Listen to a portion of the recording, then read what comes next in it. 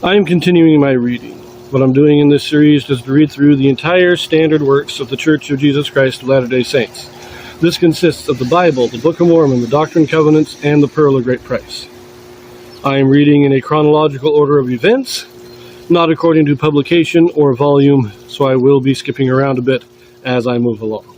So recently we've been reading about the beginning of the reign of Amaziah in Judah. He's the son of Joash. Remember, Joash started off as a good king under the counsel of Jehoiada the high priest. When Jehoiada died, he fell into idolatry, eventually falling into murder, killing the prophets. His son, he is then killed in a conspiracy. Amaziah then becomes king. First thing he does is to execute the conspirators who murdered his father. Then he goes to war with Edom. Now, in this war with Edom, he hired an army from Israel, but he is told, the prophets tell him, do not take Israel with you. God will not be with you, so he sends them home. This causes animosity. The Israelites are very angry for not getting their share of the spoils of war. And when he comes back from the war, he sets up the idols of Edom in the temple. He begins his own idol worship. That's where we left off. So we're going to turn back to 2 Kings here. This is chapter 14. We will read verses 8 through 16. And this is, what comes next. Now remember, before we read this, remember that in the northern kingdom, Joash, the son of Jehoahaz, is now king.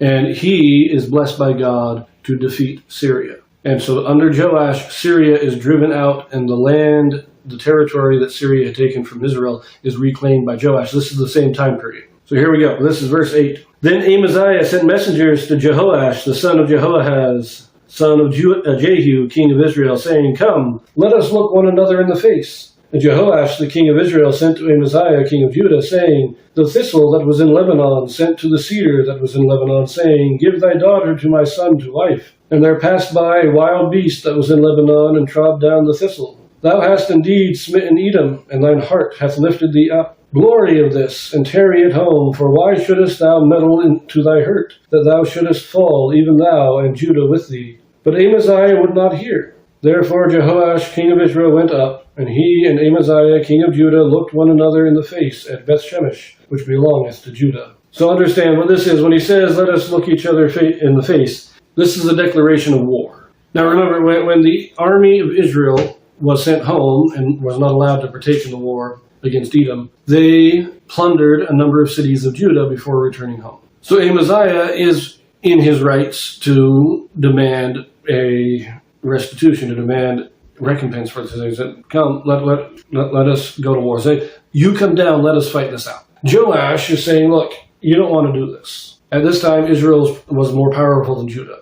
And Joash is just recently, he's been winning against the Syrians. And I was, you think you're all strong and powerful because you defeated Edom. Glory in that. Take pride in your accomplishments. Don't try and come against us. We defeated Syria, a much more powerful nation than Edom. So you don't want to come against us. Keep the glory you have and let it stay there. But Amaziah says, no, we're going to war. And so they come to war here. And they come to war in the territory controlled by Judah. Verse 12, And Judah was put to the worst before Israel, and they fled every man to their tents. And Jehoash, king of Israel, took Amaziah, king of Judah, the son of Jehoash, the son of Azariah, the son of Ahaziah, at Bethshemesh, and came to Jerusalem, and brake down the wall of Jerusalem from the gate of Ephraim unto the corner gate, 400 cubits. And he took all the gold and silver, and all the vessels that were found in the house of the Lord, and in the treasures of the king's house, and hostages, and returned to Samaria. So they go to battle, and Israel soundly defeats Judah. They whoop them. They whoop the tar out of them. And they take the king captive. And they return to Jerusalem, and they take all the money. Basically, they're taking tribute, saying, look, and Joash is basically, you brought this on yourself. I told you not to come against us. This is going to teach you not to do it again. And so he takes all the money, takes all the valuables out of the city. Or at least not out of the full city, but out of the temple and out of the king's house. And he says, no, this is that. We're just not doing this. And this was a show of power to show Judah not to come against Israel again. Anyways, our last two verses for this reading, verse 15. Now the rest of the acts of Jehoash, which he did, and his might, and how he fought with Amaziah, king of Judah, are they not written in the book of the Chronicles of the kings of Israel? And Jehoash slept with his fathers, and was buried in Samaria with the kings of Israel. And Jeroboam his son reigned in his stead.